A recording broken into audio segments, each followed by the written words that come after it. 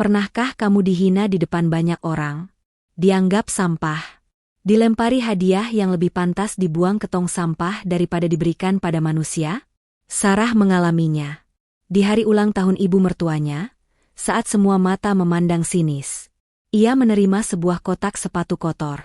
Simbol kehinaan, tapi mereka tidak tahu. Kotak sepatu itu bukan akhir dari hidup Sarah. Itu adalah awal dari kejatuhan mereka semua. Karena ketika kesabaran diuji sampai batasnya, keadilan selalu datang, dengan cara yang tak pernah mereka bayangkan. Assalamualaikum warahmatullahi wabarakatuh. Kisah ini terinspirasi berdasarkan kisah nyata. Nama, tempat dan karakter telah diubah demi menjaga privasi semua pihak. Segala bentuk kesamaan dan kejadian sebenarnya hanya kebetulan semata. Tonton sampai selesai karena sangat menguras emosi. Jangan lupa juga tekan tombol like dan subscribe. Baiklah, begini ceritanya. Aroma santan yang mengental bercampur dengan pedasnya cabai rawit memenuhi dapur sempit di bagian belakang rumah mewah itu. Sarah menyeka peluh yang menetes di pelipisnya dengan punggung tangan.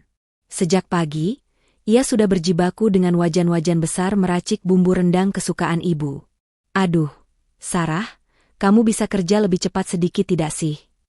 Suara melengking itu membuat Sarah tersentak. Rina, kakak ipar pertamanya, berdiri di ambang pintu dapur sambil mengibaskan tangan di depan hidung mancungnya. Bau bumbu kamu ini menyengat sekali. Nanti menempel ke gaunku. Tahu ini dry cleannya mahal. Omel Rina. Bella, kakak ipar kedua, muncul di belakang Rina. Lihat tuh, Mbak. Jam segini dia masih bau bawang. Malu-maluin kalau menantunya ada yang rupanya kayak asisten rumah tangga begini. Sarah hanya menunduk, menelan kepahitan itu bulat-bulat. Setengah jam kemudian, dapur sudah bersih. Sarah berlari kecil ke paviliun belakang untuk mandi dan berganti pakaian. Tangannya menyentuh sebuah gamis batik berwarna coklat muda, baju terbaik yang ia punya. Saat Sarah sedang mematut diri, pintu kamar terbuka. Bayu masuk dengan wajah lelah. Ia merapikan kerudung Sarah. Maafkan, Mas, ya. Harusnya kamu duduk manis di depan, bukan jadi juru masak begini. Sarah tersenyum, meraih tangan suaminya yang kasar dan menciumnya. Enggak apa-apa, Mas. Ini kan bentuk bakti aku sama ibu. Asal ibu senang, aku rela capek. Tapi perlakuan Mbak Rina dan Mbak Bella sudah keterlaluan. Mereka memperlakukanmu seperti pembantu. Geram Bayu tertahan. SSTTT. Sudah. Jangan ribut hari ini. Ayo kita ke depan. Acaranya sudah mau mulai. Ruang tamu rumah induk sudah disulap menjadi ballroom mini yang gemerlap. Sarah dan Bayu masuk dengan canggung. Mereka memilih berdiri di sudut ruangan dekat pilar. Kita mulai dari anak tertua, dong. Seru Bella. Rina maju dengan langkah anggun. Ia membawa sebuah paper bag oranye yang sangat khas. Dengan gerakan dramatis, Rina mengeluarkan sebuah tas tangan kulit berwarna hitam mengkilap. Untuk ibuku tersayang, tas Hermes Birkin asli dipesan langsung dari Paris. Semoga ibu makin cetar. Suara decak kagum membahana. Ibu tersenyum lebar. Matanya berbinar menerima tas seharga ratusan juta itu. Terima kasih, Rina. Sayang, kamu memang anak yang paling mengerti selera ibu. Selanjutnya, giliran Bella. Ia membawa kotak bludru merah. Saat dibuka, isinya adalah satu set perhiasan berlian, kalung, anting, dan gelang yang berkilauan menyakitkan mata. Kalau Rina kasih tas, Bella kasih isinya. Bu, biar ibu makin bersinar di arisan. Lagi-lagi tepuk tangan riuh terdengar. Ibu memeluk kedua putrinya itu dengan bangga. Di sudut ruangan, Sarah merasa tubuhnya mengecil. Kotak rajutan di tangannya terasa semakin berat dan memalukan. Tiba-tiba tatapan mata ibu yang tajam menyapu ruangan dan berhenti tepat di wajah Sarah. Senyum di bibir ibu menghilang. Lalu suara ibu terdengar dingin, membelah keheningan. Mana hadiah dari menantu bungsuku? Sini kamu Sarah, maju ke depan. Jangan cuma bisa numpang makan di pojokan. Langkah kaki Sarah terasa berat. Ribuan jarum tak kasat mata seakan menusuk kulitnya saat puluhan pasang mata menatapnya. Bayu mencoba menggenggam tangannya, menyalurkan kekuatan. Sarah akhirnya berdiri tepat di hadapan ibu mertuanya. Dengan tangan gemetar hebat, ia menyodorkan kotak kecil sederhana yang dibungkus kertas kado coklat polos. Selamat ulang tahun, Bu. Ini ada syal rajut. Sarah buat sendiri benangnya, khusus supaya ibu tidak kedinginan kalau sedang mengaji. Ibu tidak langsung menerimanya. Ia menatap bungkusan itu dengan ujung jari telunjuk dan jempolnya, lalu meletakkannya asal-asalan. Syal rajut.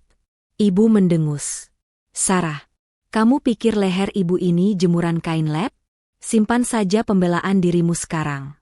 Karena kamu sudah berani memberi ibu barang murahan, ibu juga punya hadiah untuk kamu. Hadiah yang sangat pantas untuk menantu sepertimu. Ibu membungkuk sedikit, merogoh sesuatu dari kolong kursi kebesarannya. Saat ia kembali duduk tegak, di tangannya terdapat sebuah kotak sepatu bekas. Kardusnya sudah penyok di beberapa sudut, warnanya kusam, dan ada lapisan debu tebal di permukaannya. Tanpa aba-aba, ibu melemparkan kotak itu ke arah Sarah. Bro! Kotak itu mendarat tepat di ujung kaki Sarah. Sedikit debu mengepul. Ambil. Perintah ibu dingin. Ibu, ini keterlaluan. Kenapa istriku diperlakukan begini? Bayu mencoba menyela, suaranya bergetar. Kamu diam, Bayu, bentak ibu. Kotak itu isinya cocok dengan tempatnya di rumah ini. Dia kan sukanya di dapur, di gudang, bergaul sama debu dan kotoran. Itu isinya pasti sikat WC bekas ya atau kain pel butut. Seru Rina meledak diikuti kikikan Bella. Dengan sisa tenaga yang ada, Sarah berlutut perlahan. Lututnya menyentuh lantai dingin sejajar dengan kotak kotor itu. Ia mengulurkan tangannya yang gemetar, menyentuh permukaan kardus yang kasar dan berdebu. Cekrek, cekrek. Bella sibuk memotret Sarah yang sedang bersimpuh. Senyum dong, Sar. Biar estetik dikit fotonya, ejek Bella. Sarah mendekap kotak sepatu itu ke dadanya. Terima kasih, Bu. Bisik Sarah. Suaranya pecah. Buka di kamarmu. Jangan kotori ruang tamu saya dengan isi sampah itu. Ujar ibu mengusir. Saat Sarah berbalik memunggungi singgasana, ia tak sengaja melihat mata ibu mertua. Untuk sepersekian detik, sorot mata wanita tua itu berubah menjadi tatapan tajam penuh selidik, seolah sedang menilai kekuatan pundak yang baru saja ia beri beban tak tertahankan. Sampai di kamar paviliun yang sempit, Bayu langsung membanting pintu dan duduk di tepi kasur dengan napas memburu.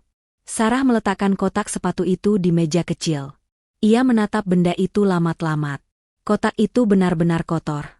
Namun saat Sarah memperhatikan lebih teliti di bawah cahaya lampu kamar yang remang-remang, ia melihat sesuatu yang ganjil. Lakban yang menyegel kotak itu bukan lakban plastik biasa, melainkan segel lilin merah tua yang sudah retak dengan cap lambang keluarga yang nyaris pudar. Lambang yang sama dengan yang ada di cincin kawin mendiang ayah mertuanya. Mas, panggil Sarah pelan, tangannya mulai mengelupas segel itu. Firasatnya mengatakan ini bukan sekadar sampah dapur. Buang saja, Dek. Jangan dibuka. Paling isinya cuma bikin sakit hati, ujar Bayu frustrasi tanpa menoleh. Sarah membuka tutup kotak yang penyok itu. Bau apek koran lama menyeruak keluar. Di dalamnya memang penuh dengan gumpalan koran bekas yang sudah menguning. Tangan Sarah gemetar hebat saat menyingkirkan gumpalan koran-koran bekas yang berbau apek itu. Di balik tumpukan kertas koran itu, secercah kilauan logam memantulkan cahaya lampu membuat mata Sarah terbelalak seketika. Ia mengangkat sebuah benda dari dasar kotak. Di telapak tangan Sarah yang berkeringat tergeletak sebuah kunci berukuran besar. Desainnya kuno, berat, padat, dan berkilauan kuning pekat di bawah cahaya lampu neon kamar yang suram. Ini emas. Bayu beringsut mendekat. Matanya membelalak tak percaya. Gila. Ini mungkin 50 gram lebih. Dek. Mas, lihat ini. Bisik Sarah. Suaranya bergetar bukan karena emas itu, melainkan karena benda lain yang ada di bawah kunci. Sebuah map plastik bening yang sudah kusam. Di dalamnya terselip dokumen tebal dengan kop lambang Garuda emas. Sertifikat hak milik, SHM, nomor 1045. Luas tanah 2500 m2. Lokasi Puncak Pas Cipanas. Itu adalah villa kenangan keluarga besar yang legendaris, Aset yang nilainya ditaksir miliaran rupiah. Villa Bapak. Sarah menatap suaminya dengan mata berkaca-kaca. Ibu kasih sertifikat villa Bapak buat kita. Enggak mungkin. Pasti ada yang salah. Jangan-jangan ini sertifikat palsu buat ngerjain kamu lagi. Keraguan Bayu terhenti saat selembar kertas folio bergaris jatuh dari sela-sela sertifikat itu. Kertas itu tidak diketik, melainkan ditulis tangan dengan tinta hitam. Sarah memungut surat itu. Ia mengenali tulisan ini. Untuk menantuku, Sarah, kalau kamu membaca surat ini, artinya kamu tidak membuang kotak sampah ini.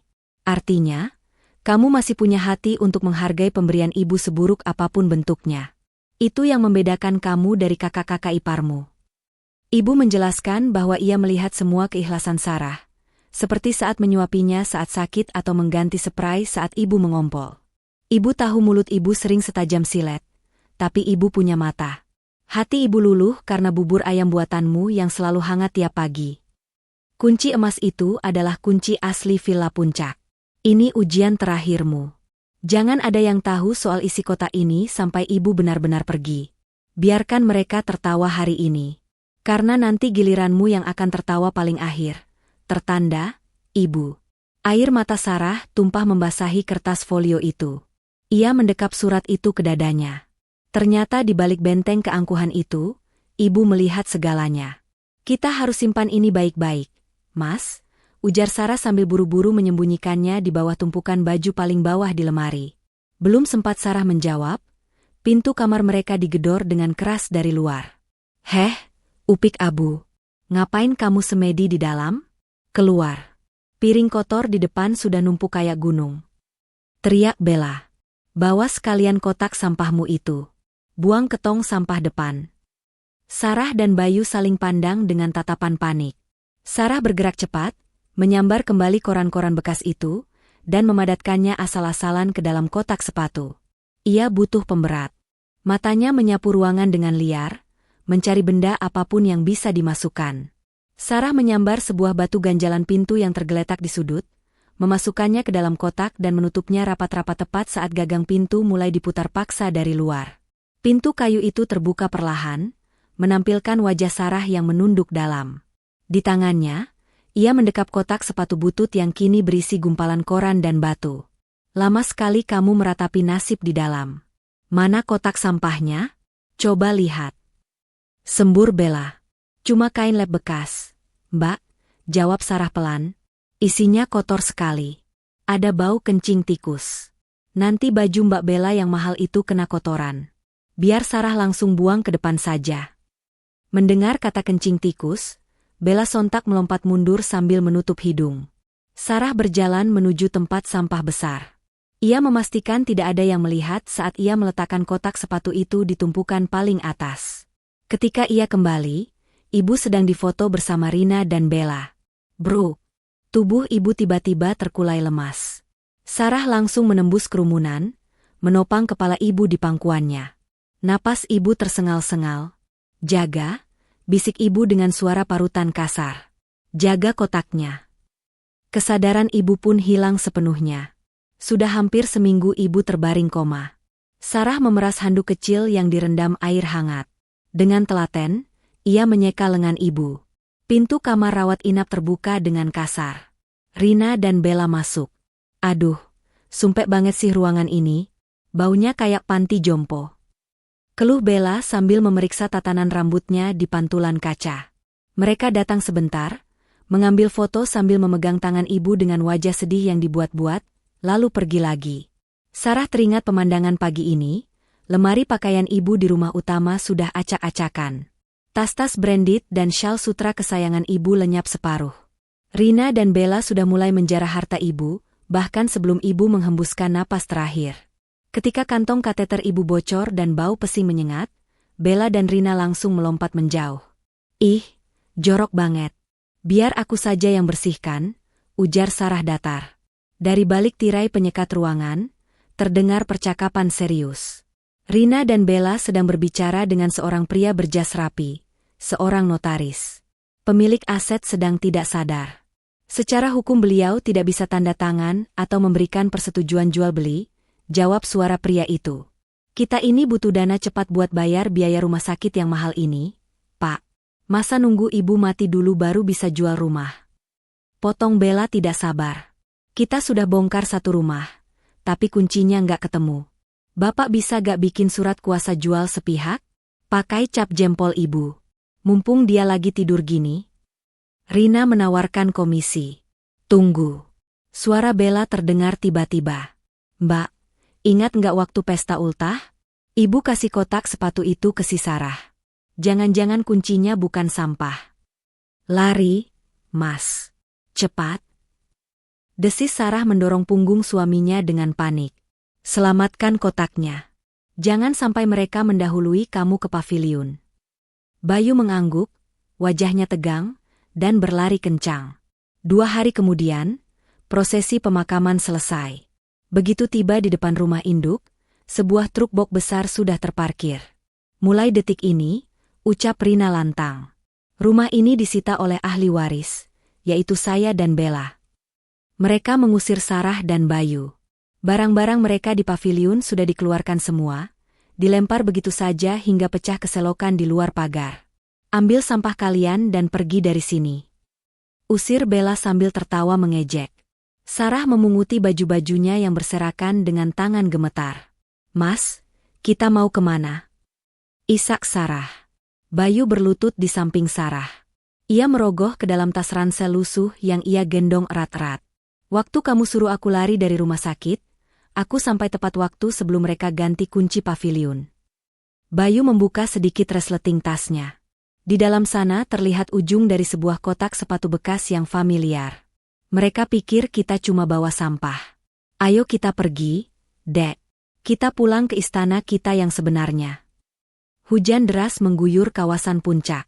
Motor tua Bayu menderu payah menanjak jalanan berkelok. Mereka berhenti di depan sebuah gerbang besi tua yang tinggi menjulang, hampir tertutup semak belukar liar. Bayu merogoh saku jaketnya, mengeluarkan kunci emas besar dari kotak sepatu.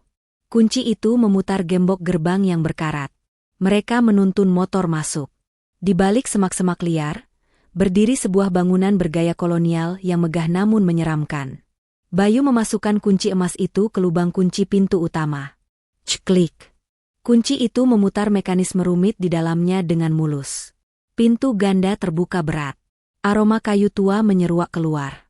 Cahaya senter menyapu ruangan itu dan napas Sarah tercekat.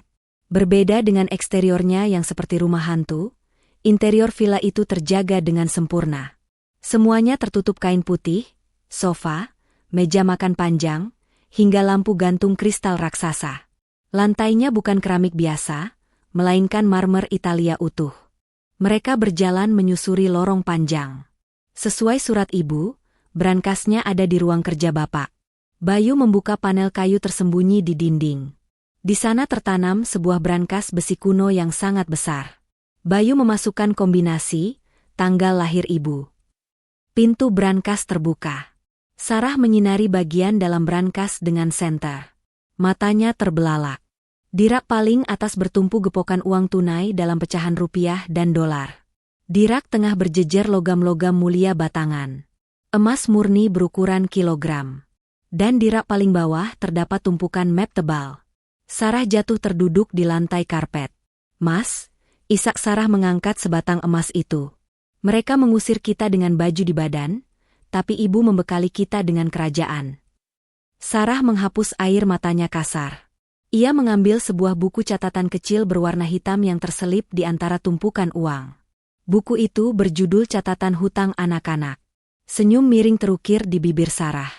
Ternyata, gumam Sarah pelan. Mereka bukan mengusir kita dari istana, Mas. Mereka mengusir kita dari kapal yang akan tenggelam. Nyalakan gensetnya, Mas. Lalu besok pagi panggil pengacara terbaik di kota ini. Kita akan mulai menagih apa yang menjadi hak kita. 2 minggu telah berlalu sejak malam pengusiran itu. Di mata dunia luar, Sarah dan Bayu telah lenyap di telan bumi. Tidak ada tetangga yang tahu kemana perginya pasangan, benalu, itu. Rina dan Bella pun tidak peduli, mengira mereka hanya membawa sampah. Namun, di balik gerbang berkarat villa Kencana, sebuah revolusi senyap sedang terjadi. Pagi itu, Sarah duduk di kursi kulit di ruang kerja bapak yang kini telah bersih mengkilap. Tidak ada lagi gamis lusuh atau kerudung pudar. Sarah mengenakan setelan blus sutra berwarna krem yang elegan. Wajahnya yang dulu sendu kini memancarkan aura dingin yang mengintimidasi. Di hadapannya duduk seorang pria parubaya berkacamata tebal, Pak Burhan, pengacara senior kepercayaan mendiang ayah mertua yang dulu dipecat Rina karena dianggap terlalu kaku. Bayu berdiri di belakang Sarah, menyandarkan tangan di bahu istrinya, memberikan dukungan penuh. Luar biasa, gumam Pak Burhan, menggelengkan kepalanya takjub sambil memegang buku catatan hitam kecil milik ibu. Saya sudah mengenal ibu kalian puluhan tahun, tapi saya tidak menyangka beliau secerdas ini dalam menjebak tikus-tikus di rumahnya sendiri. Sementara itu, di rumah induk yang seharusnya menjadi istana kemenangan Rina dan Bella, suasana mulai berubah mencekam. Rina sedang berteriak-teriak di telepon di ruang tengah. Wajahnya merah padam, keringat dingin membasahi dahinya yang tertutup bedak mahal. Apa maksud bapak sertifikatnya tidak bisa diproses? Itu sertifikat asli. Saya ambil sendiri dari brankas ibu, jerit Rina pada notaris calon pembeli rumah. Di ujung telepon, notaris itu terdengar kesal. Maaf, Bu Rina. Pihak BPN menolak pengecekan sertifikat ibu. Data di sistem menyebutkan bahwa sertifikat fisik yang ibu pegang itu sudah dilaporkan hilang oleh pemilik asli ibu Anda 3 tahun lalu, dan sertifikat pengganti sudah diterbitkan dengan nomor seri baru. Yang ibu pegang itu cuma kertas sampah yang tidak berlaku. Hah? Gila. Rina membanting ponselnya ke sofa. Bella turun dari lantai 2 dengan wajah tak kalah pucat. Mbak, kartu kreditku ditolak di semua butik. Orang bank bilang rekening utama ibu yang kita pakai sudah dibekukan oleh pihak ketiga. Kita enggak bisa tarik tunai sepeser pun. Pasti ada kesalahan sistem. Gumam Rina menyangkal kenyataan, memijat pelipisnya yang berdenyut keras. Mereka harus mencari tahu siapa, orang gila, yang berani memblokir harta mereka. Tiba-tiba bel pintu depan berbunyi. Seorang kurir berseragam rapi berdiri di sana membawa sebuah amplop coklat tebal dengan kop surat resmi kantor hukum ternama, Kantor Hukum Burhan Rekan. Rina menyambar amplop itu dengan kasar. Ia merobek segelnya dengan tangan gemetar. Bella ikut mengintip. Di dalamnya bukan somasi biasa. Itu adalah salinan fotokopi dari buku catatan hitam kecil yang sangat mereka kenali, buku utang yang dulu selalu ibu bawa. Di halaman depan terlampir sebuah surat resmi yang isinya membuat lutut Rina lemah seketika. Perihal pemberitahuan eksekusi aset pelunasan utang. Dengan hormat, bertindak atas nama klien kami Ibu Sarah selaku pelaksana wasiat sah almarhum ibu, kami memberitahukan bahwa seluruh utang saudari Rina dan saudari Bella kepada almarhum ibu yang tercatat dalam lampiran ini telah jatuh tempo. Klien kami memberikan waktu 3x 24 jam, untuk mengosongkan rumah induk yang akan digunakan untuk melunasi sebagian utang tersebut. Mata Rina melotot membaca nama yang tertera sebagai pemberi kuasa. Sarah. Desis Rina. Kertas di tangannya jatuh ke lantai. Mbak, ini bohong kan? Bella mengguncang lengan kakaknya. Wajahnya pucat pasi seperti mayat. Si upik abu itu, dia bos kita sekarang. Belum sempat Rina menjawab, ponselnya bergetar lagi. Sebuah notifikasi pesan masuk. Bukan dari bank, bukan dari notaris, tapi dari nomor tak dikenal yang profilnya bergambar bunga teratai, gambar profil yang sama dengan yang dipakai Sarah. Rina membuka pesan itu dengan jari gemetar. Isinya singkat, namun cukup untuk membuat dunianya runtuh. Gimana rasanya menerima kado dariku? Mbak? Oh ya, jangan lupa sikat WC bekas di kamar mandi tolong dibawa juga. Sayang kalau ditinggal. Sarah kini membalas perlakuan mereka dengan kejam, meminjam kata-kata ibu yang penuh hinaan di hari pesta itu. Rina menangis meraung-raung. Tangisan kali ini benar-benar tangisan penyesalan dan ketakutan. Mereka kini menyadari, kotak sepatu kotor itu, batu ganjalan pintu itu, dan semua hinaan yang mereka lontarkan, kini berbalik menjadi palu godam yang menghancurkan hidup mereka. Mereka telah diusir, bukan oleh orang asing, melainkan oleh menantu yang selama ini mereka anggap tidak lebih dari sampah dapur. Rumah induk yang biasanya sunyi kini riuh rendah bak pasar malam. Rina dan Bella dalam kepanikan luar biasa telah melakukan langkah terakhir orang yang terdesak, memanggil pasukan. Mereka mengundang seluruh kerabat, paman, bibi, hingga sepupu jauh untuk datang ke rumah, menciptakan narasi bahwa Sarah dan Bayu telah melakukan kejahatan keji. Mereka memalsukan tanda tangan ibu saat ibu koma. Jerit Rina di tengah ruang tamu, air mata buayanya bercucuran. Ia menunjuk-nunjuk ke arah pintu depan, mendramatisir keadaan di hadapan Om Dharma, adik kandung ibu yang paling tua. Mereka mau mengusir kami, anak kandung ibu sendiri, Om. Bayangkan, masa darah daging diusir, sementara orang luar mau menguasai rumah ini. Bella ikut menimpali sambil sesenggukan di bahu Tante Murni. Iya, Tan. Sarah itu pakai dukun.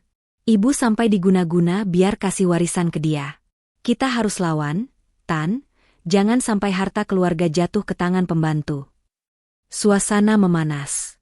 Bisik-bisik kemarahan mulai terdengar. Keluarga besar yang tidak tahu duduk perkaranya mulai termakan hasutan. Mereka semua berkumpul di ruang tamu, siap membela Rina dan Bella. Tiba-tiba suara deru mesin mobil yang halus namun bertenaga terdengar memasuki halaman. Semua orang menoleh ke jendela.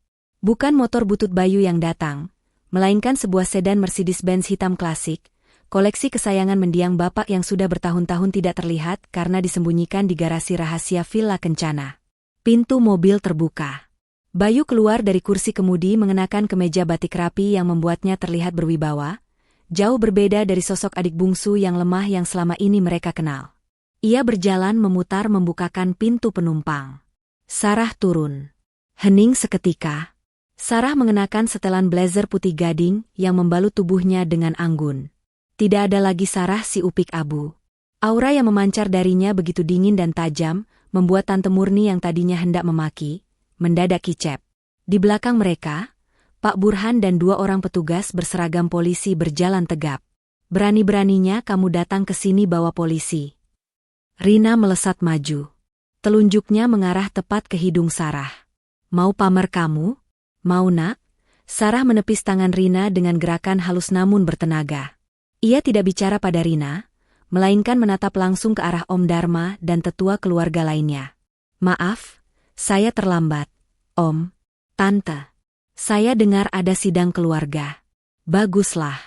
Jadi saya tidak perlu repot-repot mengirim undangan untuk pertunjukan hari ini. Curi? Sarah tersenyum miring. Ia memberi isyarat pada Pak Burhan.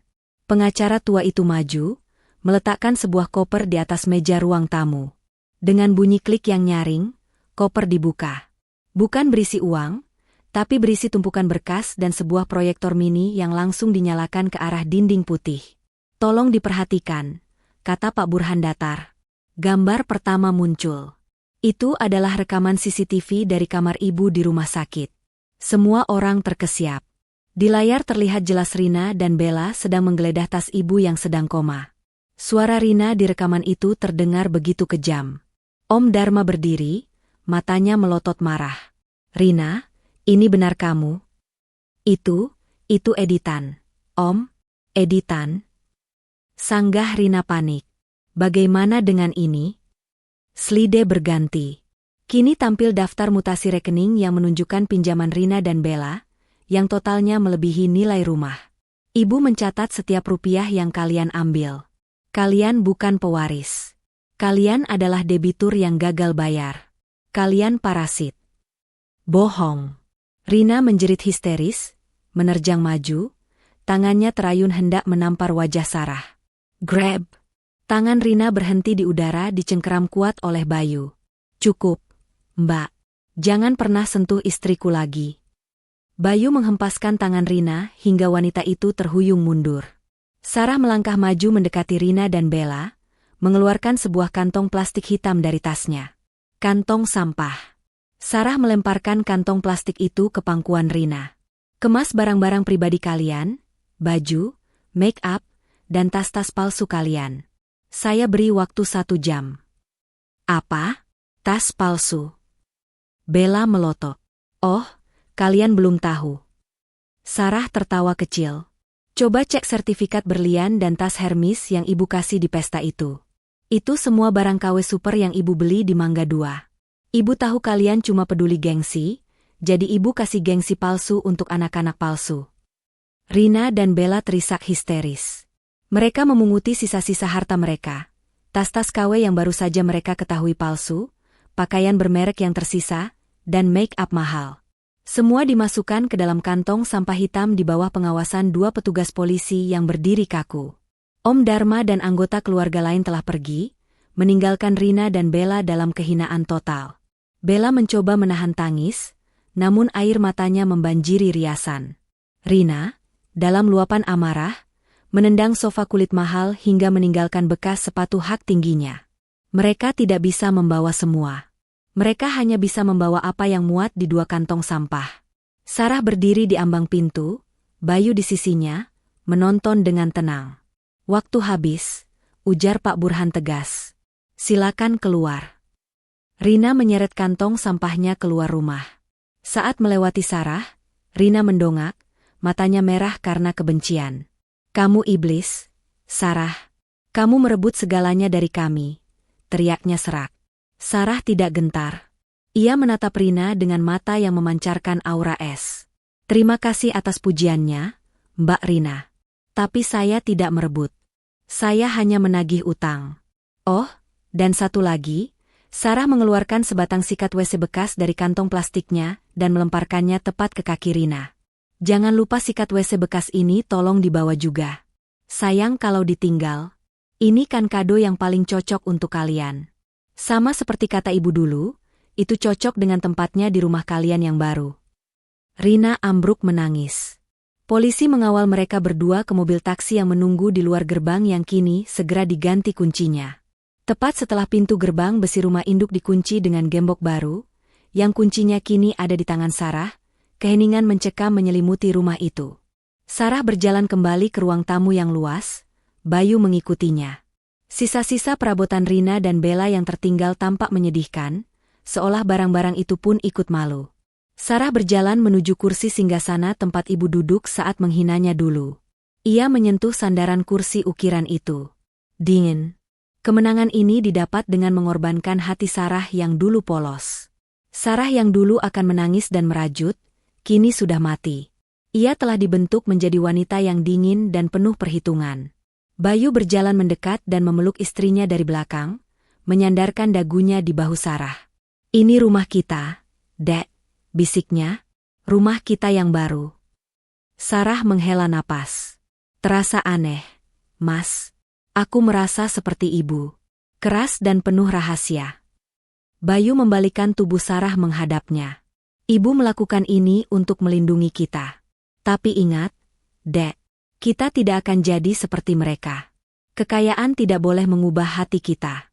Upik Abu harus tetap punya kehangatan di dapur, meskipun dia sekarang ratu di singgasana ini.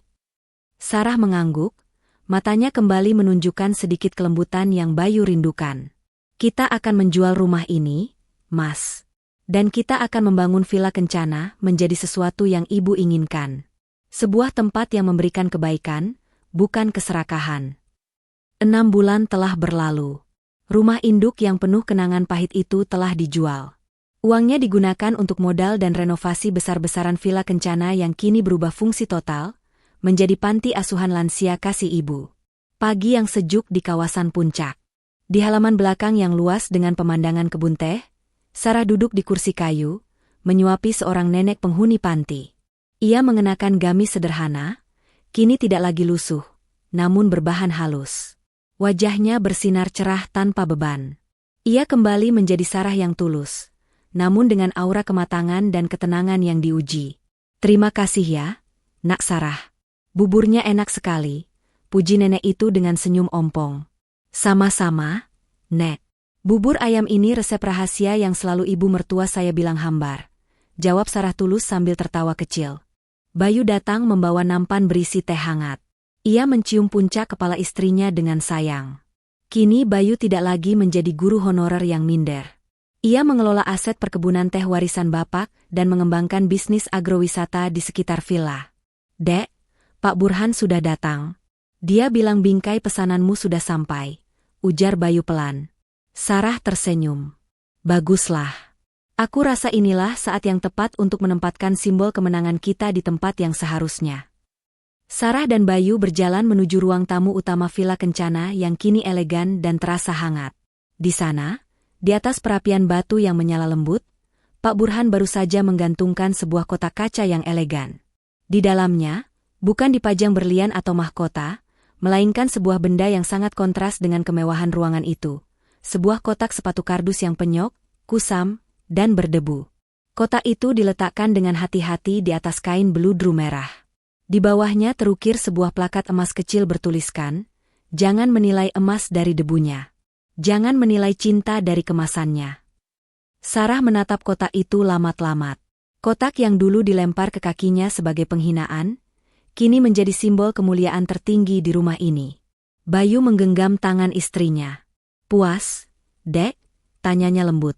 Sarah menyandarkan kepalanya di bahu Bayu. "Ini bukan soal puas, Mas. Ini soal keikhlasan yang terbayar." "Ibu benar. Keadilan selalu datang pada akhirnya." Sarah tersenyum pada Bayu, senyum yang murni dan tanpa beban. "Terima kasih, Bu. Ujiannya sudah selesai.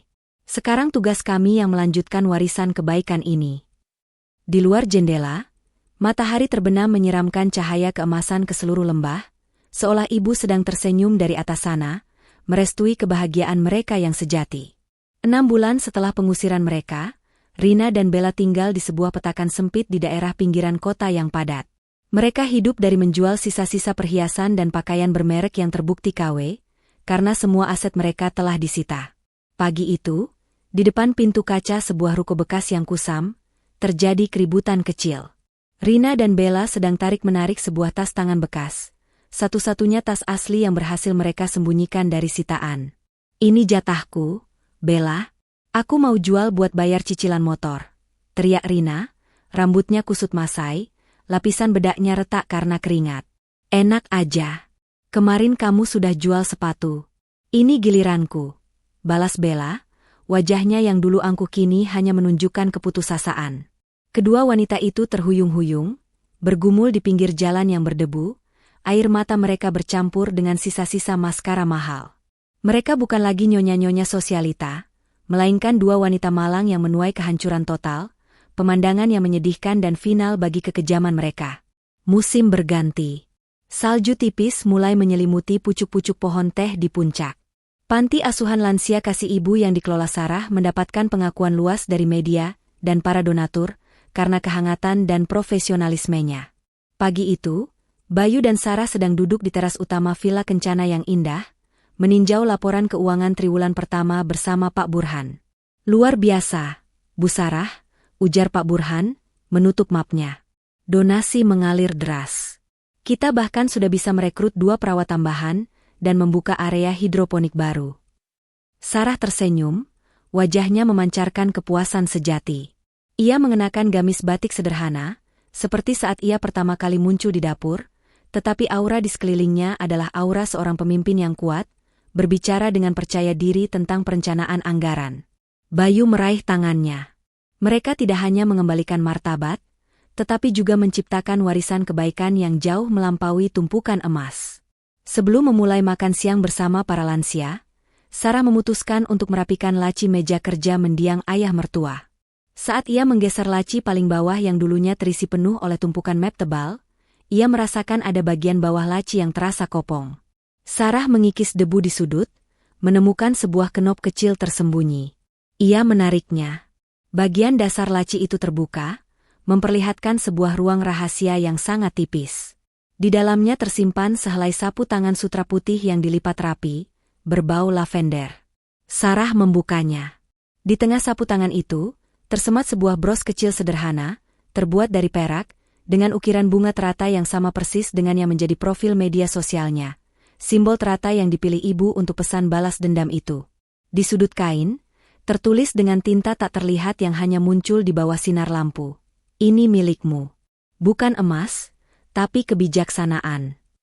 Sarah tersenyum. Ibu tidak pernah benar-benar pergi, dan warisan terbesarnya adalah pelajaran hidup.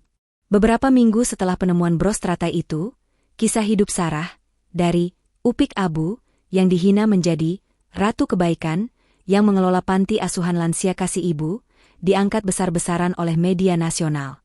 Tidak hanya menceritakan tentang transformasi Villa Kencana, tetapi juga menyinggung misteri, kotak sepatu kotor, yang kini menjadi simbol filosofis panti. Sarah, yang kini berbicara dengan penuh percaya diri di depan kamera, selalu mengakhiri wawancara dengan senyuman tulus. Namun, ia tidak pernah membongkar rahasia detail isi brankas atau surat ibu. Ia memilih fokus pada warisan kebaikan. Bros teratai perak yang ia temukan kini selalu disematkan di kerudungnya, simbol kebijaksanaan yang ia genggam erat. Suatu malam, saat ia sedang membaca email donasi di ruang kerjanya, ia menerima sebuah pemberitahuan aneh. Itu adalah email anonim yang berisi tautan berita lokal dengan judul sensasional. Mantan sosialita Rina Bella terlibat perkelahian berebut pakaian bekas di pinggir jalan. Sarah mengklik tautan itu, hatinya merasa aneh, bukan puas, tetapi ada rasa iba yang dingin. Foto di berita itu menunjukkan Rina dan Bella, dengan wajah kusam dan pakaian lusuh, sedang berteriak satu sama lain di depan sebuah ruko bobrok. Keesokan sorenya, saat panti sedang sibuk dengan jadwal terapi fisik lansia di taman, seorang petugas keamanan menghampiri Sarah. "Bu Sarah, ada tamu yang memaksa masuk. Mereka bilang mereka keluarga ibu." Sarah berjalan menuju pintu gerbang utama yang kini kokoh dan indah.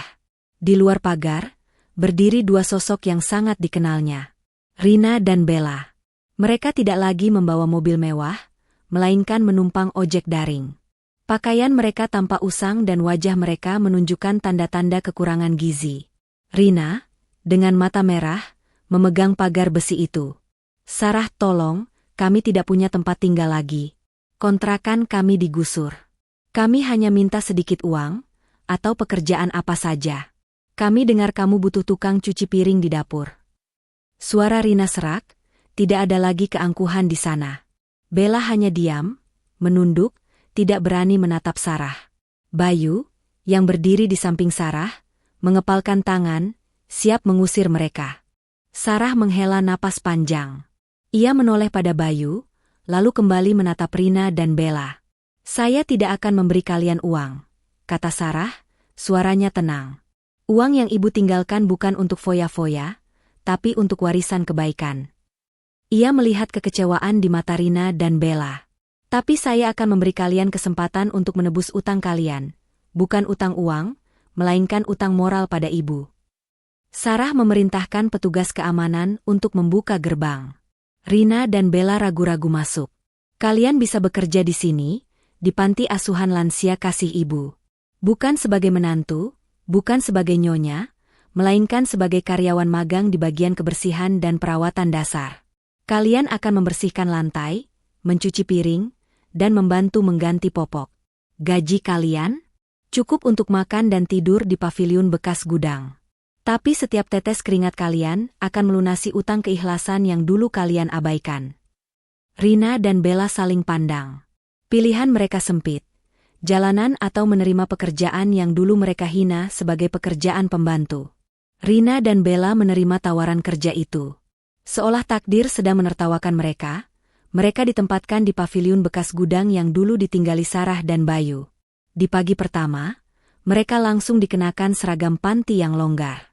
Bella ditugaskan di bagian dapur, mencuci piring kotor bekas sarapan para lansia yang menumpuk tinggi. Rina mendapat tugas yang jauh lebih menjijikan dari yang ia bayangkan. Membantu perawat mengganti popok dewasa bagi penghuni yang tidak bisa bergerak. Rina, yang dulunya jijik pada bau pesing ibunya sendiri, kini harus berhadapan langsung dengan bau kotoran dan urin orang asing setiap jamnya. Wajahnya pucat pasi, tetapi ia terus memaksakan diri, takut diusir. Bella di dapur menggerutu pelan, tangannya yang dulu terbiasa memegang tas mahal dan menjalani perawatan mingguan kini kasar dan memerah karena deterjen murah yang keras. Pukul 9 pagi, Sarah masuk ke dapur untuk memeriksa pekerjaan. Ia mengenakan gamis batik sederhana namun elegan, bros teratai perak disematkan di kerudungnya, memancarkan aura otoritas yang tenang. Sarah tidak berteriak, tapi kehadirannya sudah cukup mengintimidasi. "Bella," panggil Sarah pelan, berhenti di depan wastafel. Rina yang sedang mengepel lantai di dekat sana langsung berhenti. "Saya lihat wastafelnya masih berminyak." Sarah mengambil sebuah cangkir kecil bekas sisa bubur yang dikeringkan Bella. "Dan lihat ini." Sarah menunjukkan sisa bubur yang mengering di dasar cangkir. "Nenek-nenek di sini sangat sensitif. Kamu harus memastikan semuanya steril." Ulangi. Dan setelah itu, kamu bersihkan kamar mandi umum di paviliun. Kerjakan sampai mengkilap. Bella ingin membantah dan menjelaskan betapa sulitnya membersihkan cangkir bubur kering itu, tetapi ia melihat tatapan dingin di mata Sarah. Cangkir bekas bubur itu, seperti bubur ayam hambar yang dulu selalu ia hina, kini kembali menghantuinya sebagai simbol hukuman. Malam harinya, setelah semua pekerjaan di panti selesai, Bayu dan Sarah berjalan di teras utama Villa Kencana, memandang lembah yang kini diselimuti kabut tebal puncak. Bayu memeluk Sarah erat. Mereka menerimanya, Dek. Mereka benar-benar bekerja. Aku pikir mereka akan lari, bisik Bayu, lega. Mereka tidak punya tempat lain, Mas. Jalanan sudah membuang mereka, jawab Sarah, bersandar pada suaminya. Ia memegang erat bros teratai perak yang tersemat di dadanya. Dan mereka harus membayar, bukan padaku, tapi pada hati nurani mereka sendiri, pada keikhlasan yang dulu mereka abaikan. Sarah tersenyum, senyum yang lembut namun penuh pemahaman. Bros teratai itu bukan hanya simbol kebijaksanaan ibu, tapi juga simbol lingkaran karma yang sempurna. Sarah telah melalui api penghinaan dan muncul sebagai pemenang. Sementara Rina dan Bella, yang menolak kehangatan dan keikhlasan, kini dipaksa bekerja di tempat yang penuh kehangatan, dalam pekerjaan yang paling mereka benci, sebagai hukuman yang adil dan sempurna. Warisan ibu bukan hanya emas, tapi keadilan yang membawa mereka semua ke takdir yang seharusnya. Pagi di panti asuhan lansia kasih ibu. Rina, dengan seragam panti yang kebesaran dan kotor, terhuyung keluar dari kamar lansia, wajahnya bermandikan keringat dan air mata jijik. Ia baru saja selesai mengganti popok seorang nenek yang menderita inkontinensia. Ia berjalan tergesa-gesa mencari Sarah di ruang staf. Rina membanting pintu hingga menimbulkan suara keras, menarik perhatian Bayu yang sedang menyusun laporan di sudut ruangan. Sarah, aku tidak tahan lagi, teriak Rina serak, tidak ada lagi jejak keanggunan seorang sosialita. Kamu tidak bisa memperlakukanku seperti ini. Aku kakak iparmu, bukan budakmu. Tugas ini merendahkan martabatku. Sarah, yang sedang meninjau jadwal terapi dengan Pak Burhan, hanya mengangkat pandangan dengan tatapan datar. Bros teratai perak di kerudungnya berkilauan dingin. Ia tidak menunjukkan emosi. Mbak Rina, jawab Sarah tenang, suaranya menusuk. Panti ini dibangun di atas keikhlasan. Ibu pernah melakukan pekerjaan yang sama untukmu, mengganti spray saat kamu mengompol saat kecil. Dan ibu juga melakukan itu untukku saat sakit, tanpa pamrih. Kalau kamu merasa martabatmu lebih tinggi dari pekerjaan ini, silakan angkat kaki. Tapi ingat, di luar sana tidak ada kasur empuk lagi untuk kalian. Panti ini hanya membayar keringat, bukan gelar sosialita. Sekarang kembali bekerja. Lantai kamar 3 sudah harus dipel sebelum jam makan siang. Rina tertunduk, kekalahannya mutlak di hadapan tatapan mata Sarah yang kini memancarkan otoritas penuh. Di dapur komersial panti yang bersih mengkilap, Bella sedang berjuang membersihkan noda gosong di dasar panci besar. Ia ditugaskan memasak bubur ayam warisan ibu untuk makan malam, resep yang sama yang dulu sering diejek Sarah sebagai hambar. Namun, bubur buatannya gosong dan bau asap tebal. Bella menangis frustrasi, tangannya lecet dan memerah karena deterjen keras.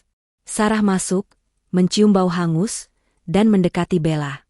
Bella, bubur ini untuk lansia yang pencernaannya lemah.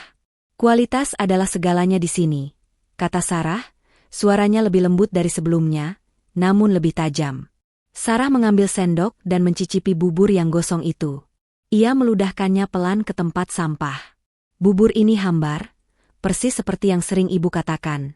Tapi bedanya, bubur buatanmu ini sekarang tidak layak dimakan oleh siapapun. Bella membuang pandangan, air mata bercampur peluh mengalir di pipinya. Ini sulit. Sar, aku tidak pernah melakukan ini. Sarah meletakkan sendok dengan hati-hati. Dulu kamu dan Mbak Rina selalu bilang bubur ayamku hambar dan pekerjaan ini adalah sampah. Sekarang kalian punya kesempatan untuk membuat bubur terbaik yang bisa kalian berikan. Jangan hanya mengejar gengsi palsu, tapi kejarlah keikhlasan sejati. Sekarang buang yang gosong ini dan masak ulang. Jika besok buburnya tidak enak, jatah istirahatmu akan saya potong. Lakukan sampai sempurna. Ancaman itu berhasil. Bella kembali menunduk, mulai membersihkan panci dengan tangan memerah, tanpa berani membantah lagi.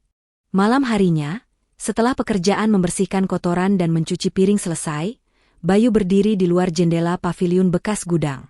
Ia menyaksikan Bella dan Rina, yang kini berbagi kamar sempit itu, sedang berdebat sengit memperebutkan sisa mie instan. Rina menuduh Bella mengambil porsi lebih besar. Pemandangan itu menyedihkan dan melankolis. Namun Bayu juga mengakui itu adalah keadilan yang sempurna. Ia berbalik dan melihat Sarah berdiri di teras utama villa Kencana yang kini bermandikan cahaya, memandangi lembah kebun teh yang diselimuti kabut. Sarah kini mengenakan blazer tipis yang elegan, memegang ponselnya, berbicara dalam bahasa Inggris yang fasih dengan seorang klien donatur besar dari luar negeri. Bros teratai perak di kerudungnya berkilauan di bawah cahaya lampu teras. Bayu berjalan mendekat, memeluk Sarah dari belakang. "Kamu sangat berbeda sekarang, Dek. Aura kepemimpinanmu sangat kuat. Mereka sudah hancur. Apakah ini cukup?" Sarah menyandarkan kepalanya ke bahu Bayu. "Ini bukan tentang menghancurkan, Mas. Ini tentang membangun. Aku harus menjadi kuat seperti ibu agar warisan ini tidak jatuh ke tangan yang salah lagi. Dan mereka? Biarkan mereka menemukan martabat mereka sendiri di tengah tumpukan piring kotor dan popok bekas itu. Mereka harus mencari emas dalam diri mereka, bukan mencari emas di brankas orang lain." Pukul 9 pagi di panti asuhan lansia Kasih Ibu. Bella sedang berjuang membersihkan kamar mandi umum paviliun bekas gudang, tempat ia dan Rina kini tinggal. Dinding keramik kusam, bau pesing yang menyengat, dan tugas membersihkan kloset hingga mengkilap membuat Bella berkali-kali menahan muntah. Wajahnya yang pucat pasi kini bermandikan keringat. Saat ia bersandar lemas di dinding luar, Sarah muncul. Bukan dengan omelan, melainkan dengan ketenangan yang mengintimidasi. Sarah berhenti di depannya. "Bella, apa yang kamu cari?" tanya Sarah lembut, namun suaranya tegas, auranya memancarkan otoritas penuh. Bella menunduk, malu dengan keadaannya. Saya sudah bersihkan klosetnya, Sar. Tapi bau pesingnya tidak hilang. Saya harus mengulangi." Sarah melihat tangan Bella yang memerah karena deterjen keras. Ia mengeluarkan sebuah sikat WC baru yang masih terbungkus plastik. "Dulu, Mbak Rina bilang sikat WC adalah kado yang cocok untuk kalian, karena kalian sukanya bergaul sama kotoran." Sarah memegang sikat itu, tidak menyerahkannya kepada Bella, melainkan hanya menunjukkannya. Sikat ini hanya alat. Yang menentukan hasil adalah hati dan ketekunan yang menggunakannya. Kamu sudah belajar bahwa pekerjaan yang kamu hina ini jauh lebih sulit dan mulia daripada yang kamu bayangkan. Keringatmu hari ini membersihkan utang moralmu pada ibu. Jangan berfokus pada jijik, tapi fokuslah pada penebusan. Bella mengangguk. Air mata jatuh bukan karena jijik, tapi karena pengakuan akan kekalahannya. "Saya mengerti, Sar. Saya akan ulangi sampai bersih." Seminggu kemudian, Rina ditugaskan menyapu dedaunan kering di halaman depan, tepat di dekat gerbang besi kokoh villa Kencana yang kini dihiasi plakat panti asuhan lansia Kasih Ibu. Rambutnya diikat asal-asalan, seragam panti yang longgar tanpa kotor terkena debu. Ia menyapu dengan gerakan malas, sesekali mengeluh. Tiba-tiba, sebuah sedan mewah, BMW seri terbaru, berhenti tepat di depan gerbang. Jendela otomatis terbuka, memperlihatkan wajah Dewi, mantan teman arisan Rina yang sangat kaya, dengan kacamata hitam besar. Tawa Dewi yang membahana langsung terdengar. "Ya ampun, Rina, itu kamu? Kok kamu pakai seragam suster? Bukannya kamu ratu di rumah peninggalan ibumu?" Rina mencoba bersembunyi di balik sapu lidi, tapi terlambat. Dewi menatap seragam Rina yang sedikit kotor, karena lumpur dengan tatapan yang penuh rasa jijik, mengalahkan semua hinaan yang pernah ia terima. Rina ambruk, lututnya lemas. Dewi hendak melontarkan ejekan lain, tetapi Bayu dan Sarah berjalan keluar dari pintu utama panti. Sarah, mengenakan setelan blus sutra berwarna hijau lembut dan bros teratai, berdiri tegak di depan Rina, memblokir pandangan Dewi. "Maaf, Bu Dewi," sapa Sarah dengan senyum profesional yang dingin. "Mbak Rina adalah karyawan magang kami. Ia sedang menjalani proses penebusan moral yang penting. Pekerjaan ini melatih keikhlasan yang hilang. Kalau Anda ingin menyapa, silakan tinggalkan kartu nama di pos keamanan. Kami tidak melayani drama di lingkungan panti. Dewi terdiam, terintimidasi oleh aura tenang Sarah. Ia buru-buru menutup jendela mobilnya dan pergi. Rina menatap Sarah yang baru saja membelanya dari kehinaan sosial. Sarah, isaknya. Aku benar-benar minta maaf. Aku baru sadar, selama ini aku yang menjadi sampah. Tepat 6 bulan setelah Rina dan Bella mulai bekerja, sebuah upacara kecil namun penuh makna diadakan di teras panti, di hadapan simbol kotak sepatu kotor yang dipajang di perapian. Sarah dan Bayu berdiri di depan Rina dan Bella. Keduanya kini tampak lebih kurus. Pakaian mereka bersih, dan mata mereka menunjukkan kelelahan namun juga ketenangan yang didapat dari kerja keras. Kalian sudah menyelesaikan masa bakti 6 bulan kalian, ujar Sarah, suaranya kini hangat, tanpa sedikitpun nada dingin seperti dulu. Utang moral kalian pada ibu sudah lunas oleh keringat kalian. Kalian sudah membayar utang kalian dengan keikhlasan yang dulu kalian abaikan. Bayu menyerahkan amplop berisi uang pesangon sederhana dan tiket bus keluar kota, jauh dari Jakarta, kepada masing-masing kakak iparnya. Kami tidak akan membiarkan kalian kembali ke pola hidup yang sama, kata Bayu. Ini awal baru. Uang ini cukup untuk modal awal hidup baru yang jujur. Bella menerima amplop itu tanpa membantah, hanya menunduk. Rina menatap Sarah lurus. Wajahnya menunjukkan ketulusan yang belum pernah ada. Terima kasih, Sarah.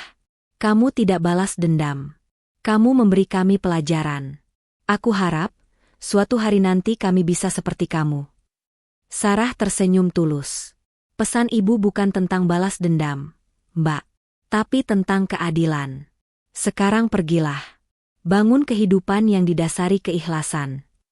Rina dan Bella berjalan ke gerbang, membawa tas ransel sederhana. Sarah dan Bayu berdiri di teras utama, menyaksikan motor ojek membawa Rina dan Bella menjauh menuju jalan utama. Kabut puncak mulai turun, menyelimuti villa kencana yang kini menjadi mercusuar kebaikan, warisan sejati yang jauh melampaui harta benda. Lingkaran karma telah sempurna, dan kehangatan sejati kini menyelimuti villa kencana selamanya.